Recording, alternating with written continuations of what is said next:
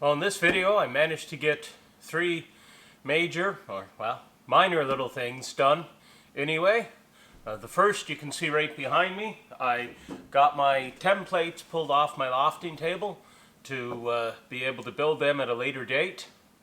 The second thing I did was I took down the lofting table, and the last thing that I had done was I put a railing up, just a rope railing, but still a railing around this little deck area that I had above my storage just outside my living quarters.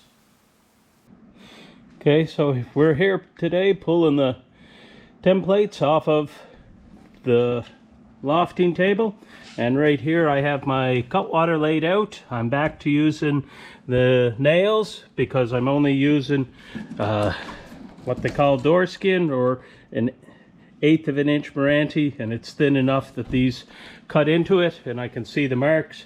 So I'm going to lay this out, press it down, mark it, and I'll show you after I get that much done. So there I have it pressed in. You can see the nails even stuck right into this board here, so they're marking, the heads of them are marking it, so I'll mark that out. We'll spring a batten and see what this looks like. So I've put nails in all of the marks that I had. Going to spring the batten, mark it, and then be able to cut it out. I ended up having to make a super thin batten to be able to get these nice tight corners. They're just too much to try to get this thicker batten through, and I tried half a dozen other thinner battens than this, but they were still too thick, so I went down to this extremely thin batten and is able to curve these corners. So there I have my cutwater templated out. This goes right up at the front of the bow, and as it says, cuts the water as I enter a wave, except I didn't get this curve perfect, so I left myself a series of notes with lines to tell me how much I have to extend it beyond the edge of this so I can get it perfect. So I pulled a bunch of templates off my lofting table, and I'll show you what all they were. So right up there was the cutwater. I've hung them up so that they won't get damaged and be out of the way. That's the one that I just showed you that I built. And right here, coming from my storage area all the way across and arching back up out there, that's the template from what my stem should look like whenever it's there. This has a series of 4 templates on it, and they are my cabin top camber and my deck camber. So I got both like a top and a bottom pattern for it, just to make sure that I have duplicates there, and they're both just nailed up there. And we'll take a little walk here. See what else I have. This is the last little bit of my keel, and this is where my heel comes out and that my rudder sits in. And if I can get close enough, you can see I got all my markings for my rudder and the space where the shaft and stuff go. And then right next to it,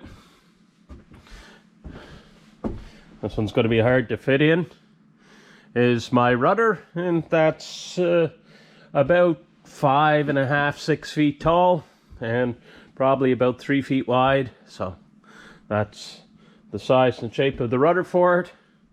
And the last things that I have are these templates, and basically all they are doing is telling me how wide and deep the keel should be at each frame. So right here, the very first one is the keel shape for frame 1.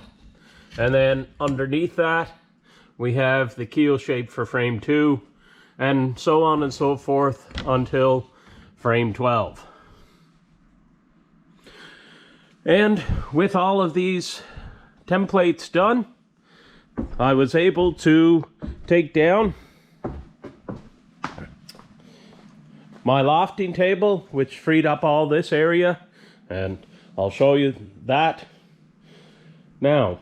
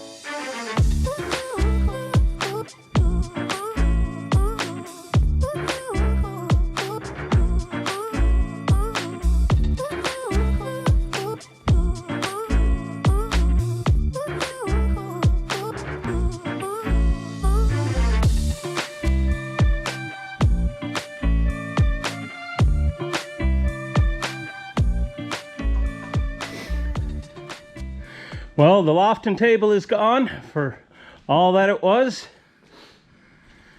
Now all it is this little pile of plywood that's leaning up against the wall, and this little pile of wood with my very tired dad sitting on it since he came out here and helped me with the tearing it apart.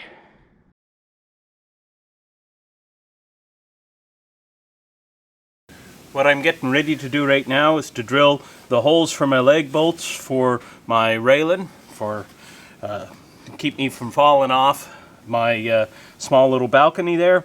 I'm going to inset them in inch, so this is going to drill down into an inch, and then I'll be able to chip that out, and I'll be able to put a leg bolt and a washer in there to help hold this on.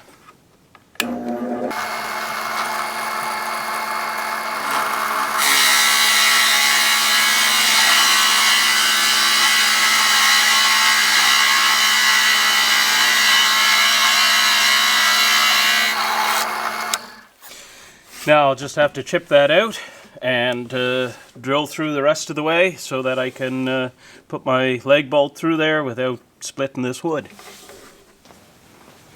So to chip them out, it was mostly fairly easy. We'll see how it goes with this one. Just take a chisel and more or less they will pretty much just pop right out.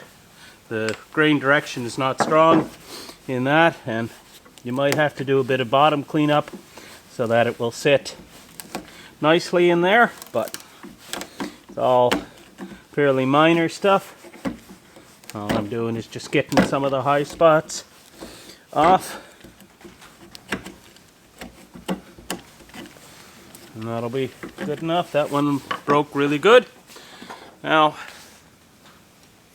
the next step, take your 3/8 drill, and I'm just going to drill through. I'm just going to drill through so the leg bolt will sit through without catching this material, so I can pull it tight to the wall.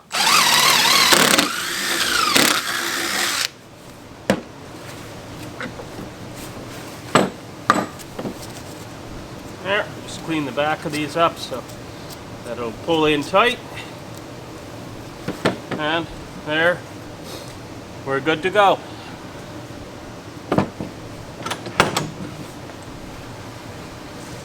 Then I took my impact drill with my leg bolt and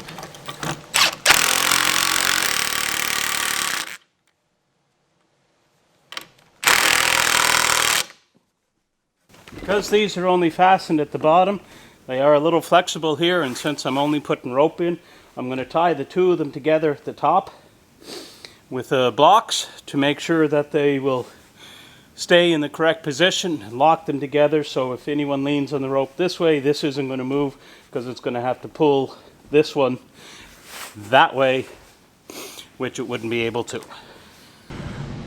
So for my railings here, what I did is I created a brace here to stiffen that up, so whenever you walk in here, it's not going to move as you're leaning against it. And for the others, what I did was I created a little corner brace to brace it back to the wall in that case. And over here, I brace them to each other, so if this piece tries to go that way, it's got to try to bend this 2x4, which it won't let it. So they're very strong now compared to when they were not fastened. And I did the same in that other corner over here also. The next step that I'm doing is I'm marking where my ropes are going to go through. I'm going to have 3 ropes up here, so hopefully that'll keep everyone on this platform. I'll just have to drill them out and then tie the ropes in. So as you know, I've been working on my railing for my balcony area, and I decided to use rope to use as the handrail. And because this is nylon rope, what I have been doing is I am whipping the ends. I'm just going to take you through how I whip the ends. So I've already whipped one side of this. I still have to cut my strings, but I got the mark there for the length that I want my rope to be, and if I just go ahead and cut that, this end is going to fray out and I'm not going to be able to use it. So I'm going to whip this side of it, and then after it's done whipping, I'll be able to cut it. So to whip it, you're just going to use a piece of twine. Now this is just straight white twine. If you're doing this for sailing and stuff, there is a wax twine that you can use, which will last a little bit better than just the straight twine, but as this is inside my shed, it shouldn't be an issue. So basically you just make a loop in the line, and you're going to put that roughly where you want it to be. You're going to take the long end and you're going to start wrapping it around, keeping them tight to each other and pulling it tight as you go along. And what you're doing is you're covering that loop that you put in there. Now after you get 3 or 4 loops done, because right at the start it was a little loose, you're going to pull that down and make sure that that's nice and snug under there. Now they say if you're using this for a boat, you would end up, or for work, you would end up going about 1.5 times the diameter of the rope. But for me, it's just going to be a style thing, so I've been doing roughly 15 loops on it, give or take 1 or 2 depending on how well I count. So it's pretty straightforward. You just keep on going round and round and round, and eventually you'll have as many loops as what you want. That looks like I'm happy there. I've got a decent amount of whipping there. So now what I'm going to do with this string is go up through the end of this, okay, and I'm just going to hold it there with my thumb so that it stays tight to this, and then I'm going to pull on this original end, which is going to pull this loop closed, which is going to then pull that string, that twine, underneath this other, all the whipping there, and then you just pull both ends nice and snug so that they're right tight. You can see that it has constricted the rope at that point, so it's not really much bigger or any bigger than that. Now I just have to cut the 2 strings off, and I can cut this at this location. Just let me grab my scissors, and that'll be one more railing done.